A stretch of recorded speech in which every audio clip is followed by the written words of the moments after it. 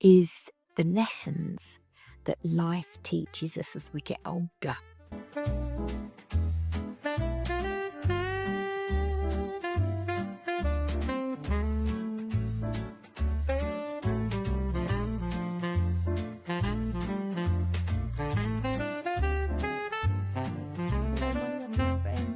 Put kettle on if you haven't already. Get comfortable. This is our little section of Heart to Heart in Lisa's Hearts and Crafts.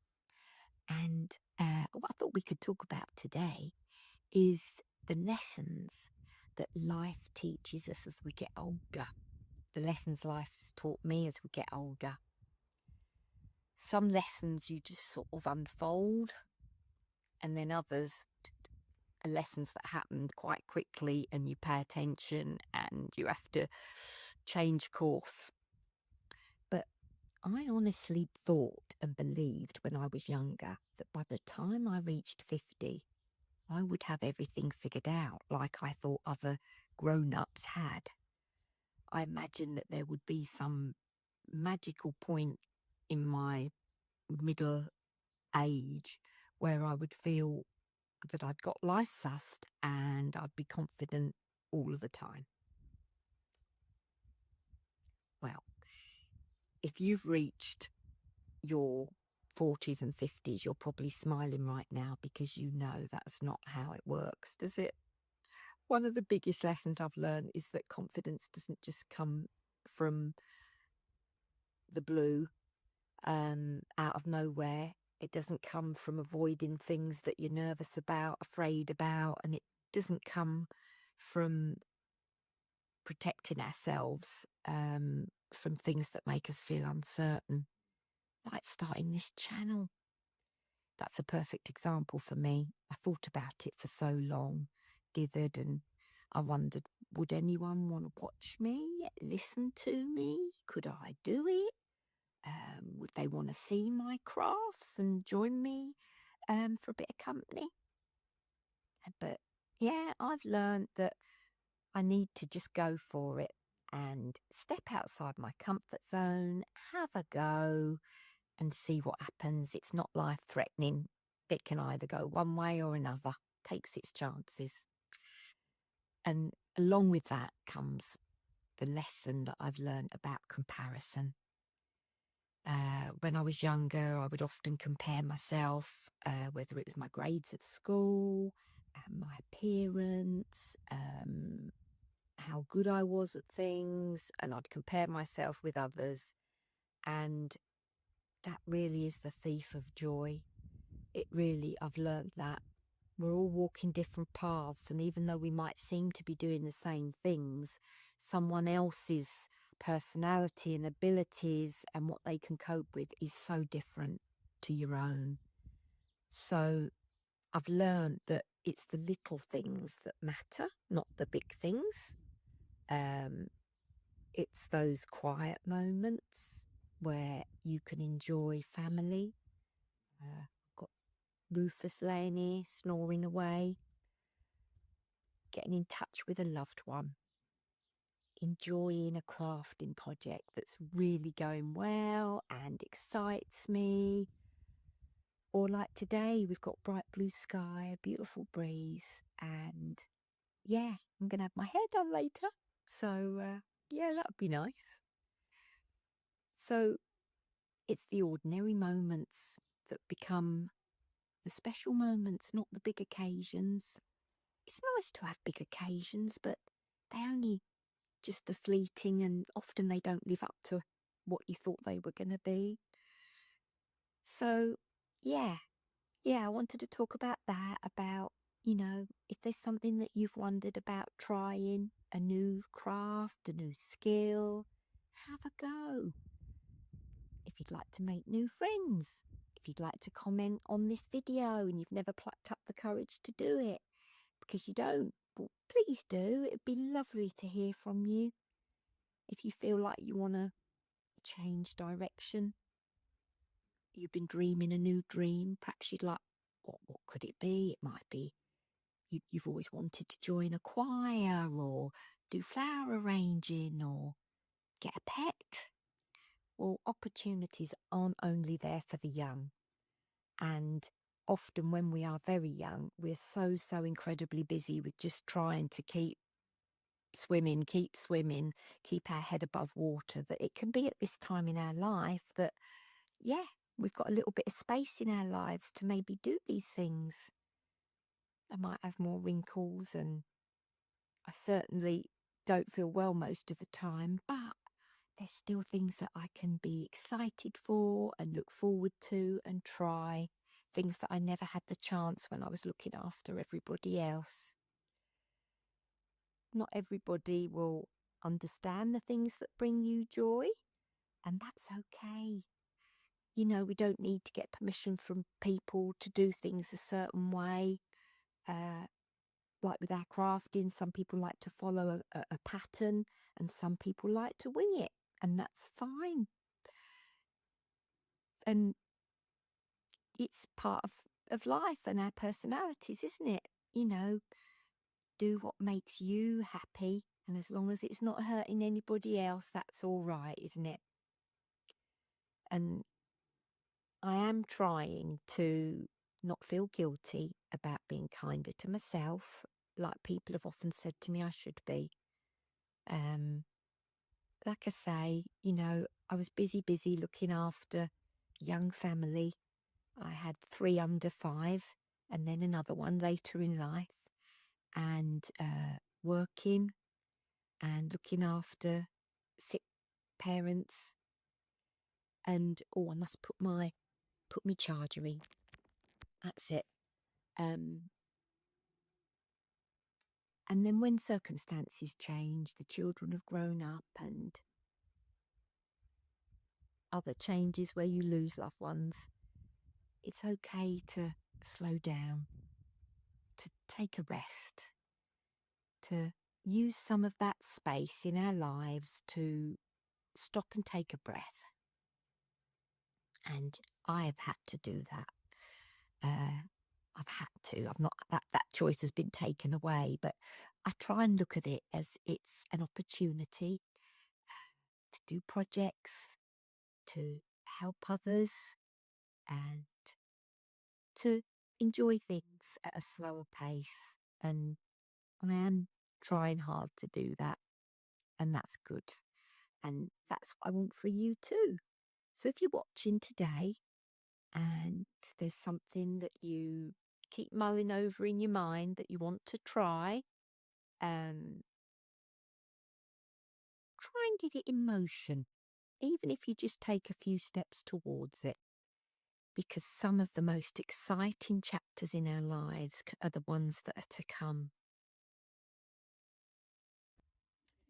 Thank you for listening to my waffle, and I hope there's something of value there for you. I do appreciate you spending time in your day watching me, and I want you to know I really appreciate that. And that's Lola shaking, looking for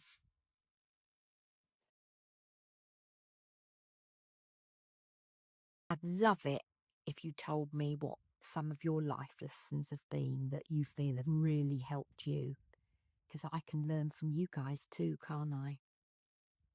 So take care of yourself today. Be gentle, and I'll see you again very, very soon, my lovely friends. Bye for now.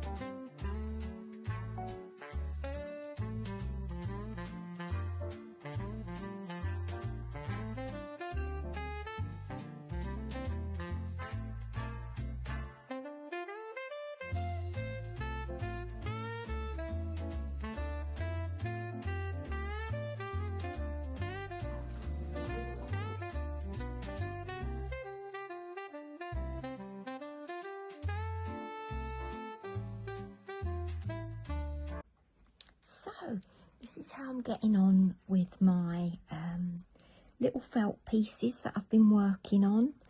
I think I might have shown you this one in the last video. Marjorie. Got this one, Happiness, little house, and some floral ones. I'm working on this one at the moment. I'm going to a convention at the weekend and I'm going to wear this one.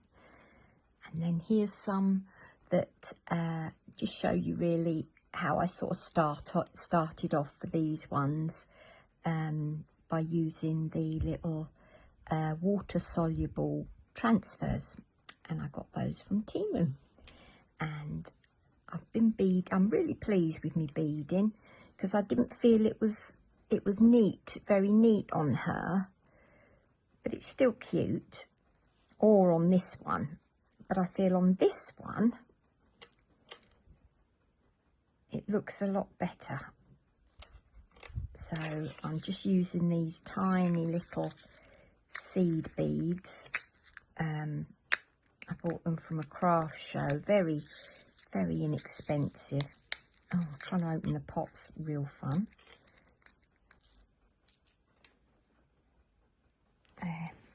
And by putting a little bit of blanket on my tray, I can, I find I can stop from losing them, because I tend to drop them all over the shop.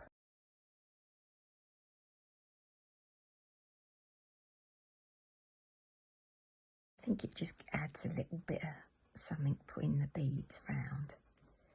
Don't have to, like these ones haven't. I might go and put some beads on. But this week, Tori on Cool Kooky Creatures has done some little felt birds, because last week it was the houses. This week it's birds, and I'll just lean over. She, on her Facebook page, she's very kindly given a template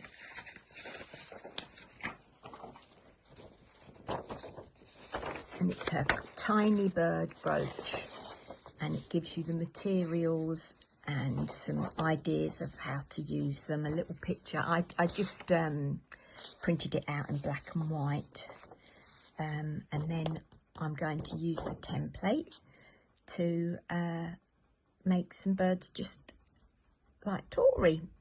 She has such amazing crafts, and she's a lovely teacher that helps you to recreate them for yourself. So I'm going to have a go with that. When you're doing these beads, you need a really fine needle, because the holes are quite small and delicate. But I'm really pleased with how they've come out. And you can do anything on them, any little pictures or...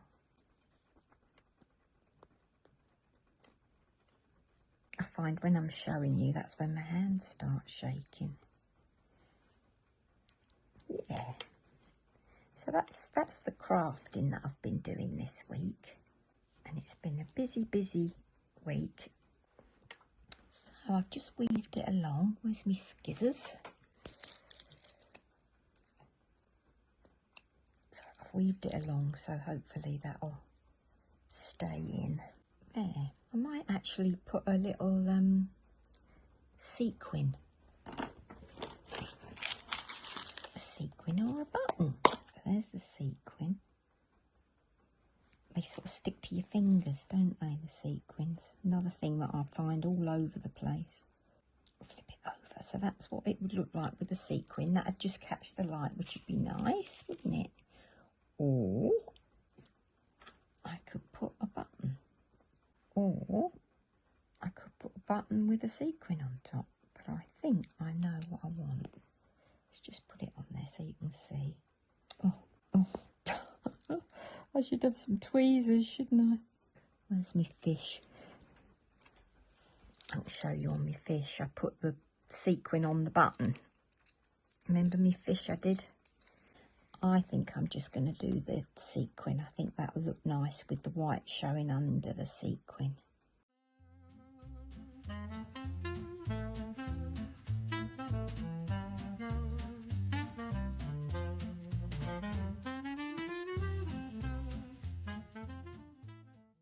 I'm not keen on knots.